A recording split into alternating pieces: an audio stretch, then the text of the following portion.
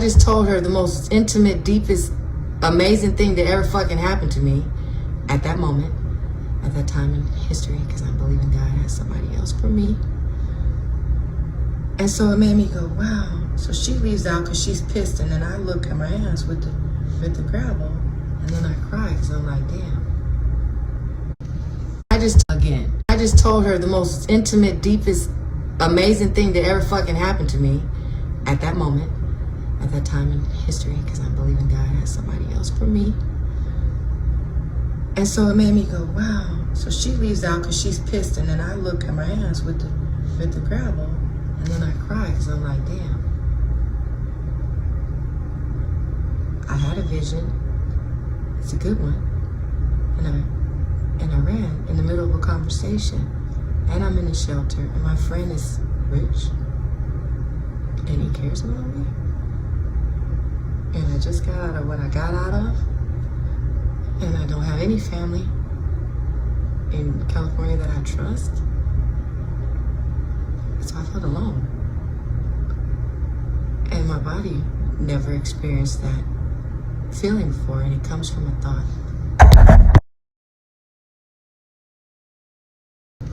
And there's been times that I used to run in my teens, and I didn't know I was doing it, but I was literally physically running at that time.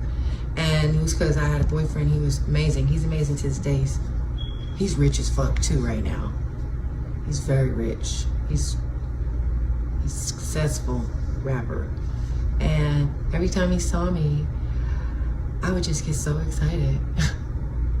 And I would run. And he would chase me. And I would, because it was fight or flight, 5-year-old me, I wouldn't run. I would run, sit. Old school 5-year-old me would hide, but adult me, run, sit, think. So I would ran from him, and I ran in this clothing store one day, and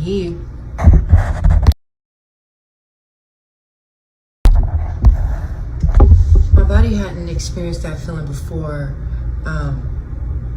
right at that moment, because of something my friend said. And there are good triggers, okay?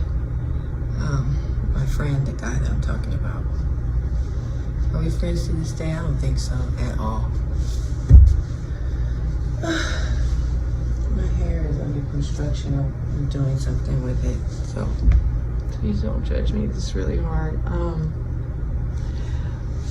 Okay, so I went that week, and I found out that I was in fight or flight. I talked to my counselor, a professional. He said, because of your history, ISIS makes sense. You were in fight or flight since you were a child, and so that's why you ran when something good happened.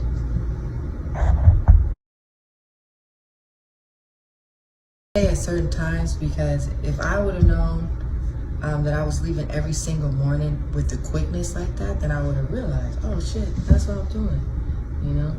But the real thing that helped me because of professional counseling is because my counselor was able to talk to me about the body.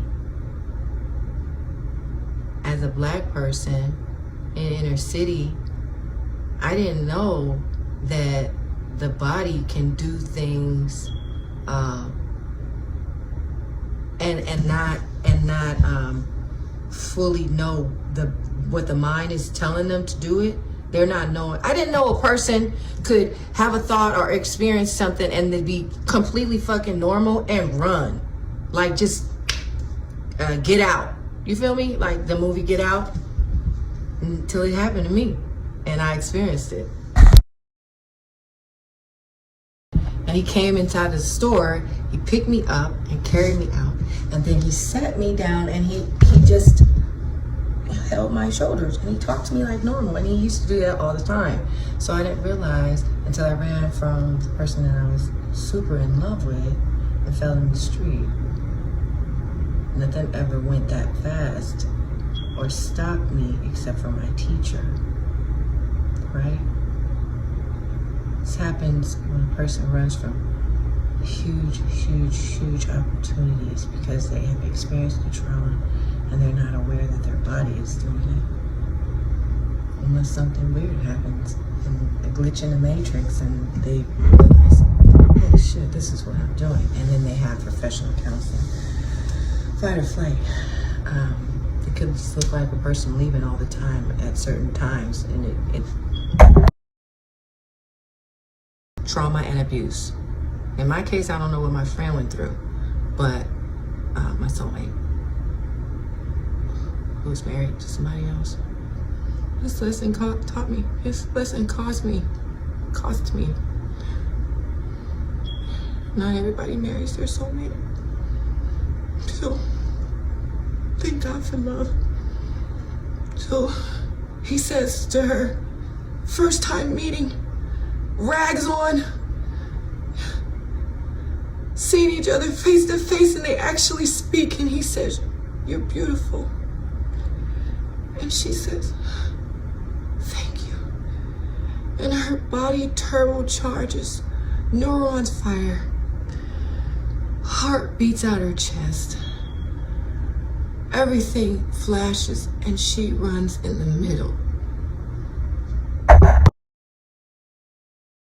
So for hundreds of years, these white people were breeding these children of Israel, black people, they were breeding them. So imagine 2 slaves, right? Normally don't talk. Then, this doesn't have to do with me and my friend, I'm just saying this is an example. So 2 slaves normally don't talk, they finally get to meet each other. What the fuck did they have to go through to get there, to see each other face to face? They have to go through swamps? Did they have to sneak out? Did he have to walk for miles? Did she have to walk for miles? Think about this. And so when they finally get together, let's say they never had a mirror in their life. They never seen a mirror before. And the girl is wondering if this man even finds her attractive because she only been through whatever slavery had her go through. All right, in conclusion, praise God. In conclusion, think about our ancestors. Did you know that slaves used to not be able to talk? They could talk, but they weren't allowed to talk. And you know that historically, they strip a person's identity. Now, the devil tried to do that to me by making me look different and abusing me. And then abusing me again when I was a child. Adult. God wrote it, but he changed my appearance, my thoughts about myself, the outside of myself, and the inside, my mind, because of all the verbal abuse, which made me remind me of childhood. So, our ancestors experienced more trauma than that, more lynchings, mutilations, not being able to talk to each other, not being able to see or be near the one they love. She runs. So how many times do they get to meet like that? And that's what's happening. But they don't know why. But they love each other. And they desired to be with each other. But she kept running, not knowing that it's just because of something he says, which is the greatest thing. And she didn't know that. And her body didn't know it either. So instead of her mind saying, oh yeah, he said I'm beautiful. Oh yeah, we don't got mirrors, which is, oh yeah, I didn't know that. I didn't know you felt that way. I didn't know that way about myself. But the body is saying, fuck that. We got to get out of here. We got to save her. And so she runs away. So how many times is God gonna let them get together?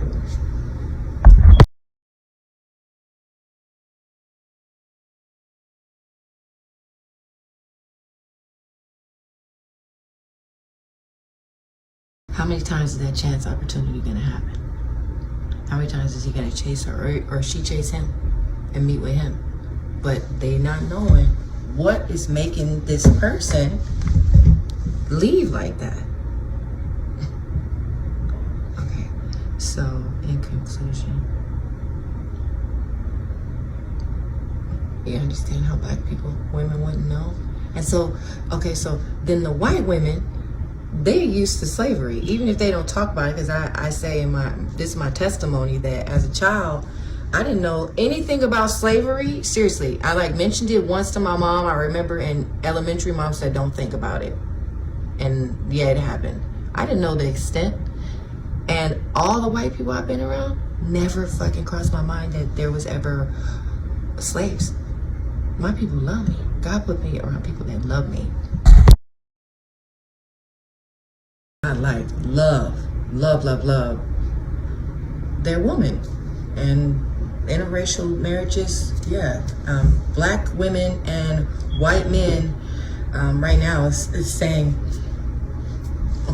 excuse me, on the internet that they have the longest marriages. That's good to know. So, anyways, I'll have another opportunity.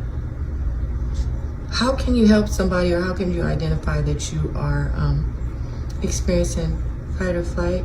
You can just pay attention, because it's not anxiety. It might be butterflies. But if this person's treating you excellent and you've had a history of domestic violence or trauma in your life, you may be reacting out of childhood fears and not realizing it. But if you run, aka rush every time to leave their presence at exciting moments or times where you could like actually sit and talk instead of running because of those butterflies, which is not exactly butterflies, it's adrenaline. Your heart is beating out of your chest. That's how you know. And that person's good for you. That's how you know. What else?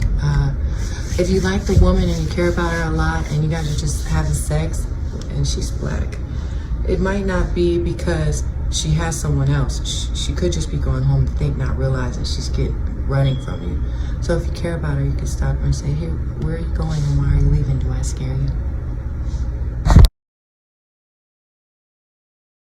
Oh, lastly, I wanted to say, so it's important. So if you're trying to identify if the person's in fight or flight or had been in fight or flight, some of the things that they could experience that would make them run is not being able to communicate, lack of money, or actually abuse in the house, or abuse that they've experienced as childhood, but they're normal in their 20s. They're functioning, they have money, they're showing up for everybody else, but they might not be realizing they're not showing up for themselves, and they can actually have true love. They're worthy of love. They're worthy of good communication. Even if they're just having sex, they're worthy of conversation.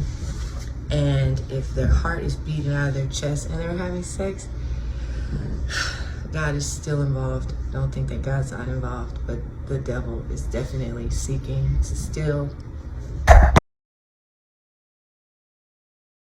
Do I scare you? That's what I left off on. Do I scare you? Yeah, communication will open that up.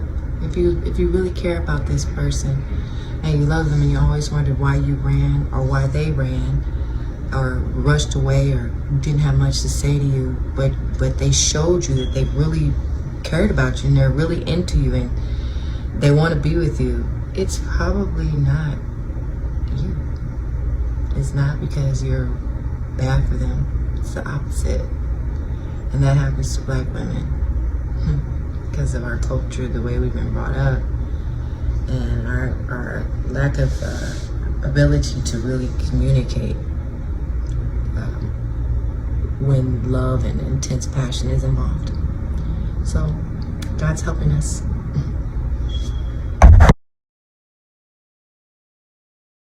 So with that being said, white girls though, not everybody, but this is the dynamic that I don't think black women understand. It's not that God has given them away, it's that these women aren't raised like us. They're gonna approach that black man no matter how big and how beautiful, how sexy, how much money he has, how bomb he is. they're going to approach him because they're like, shit, my family used to own you. I'm not worried about you. I'm not afraid of you. I know that you're nice and you're soft. I know we used to control you. And you're attracted to me, I'm attracted to you. And now we can be with whoever we want to fucking be with. So let's do that. And the black women, we're like, shit. For me, my experience, not a lot of white men approach me correctly. They think I'm crazy. I don't want to be a fetish. But then there are some brilliant, great ones out there that like,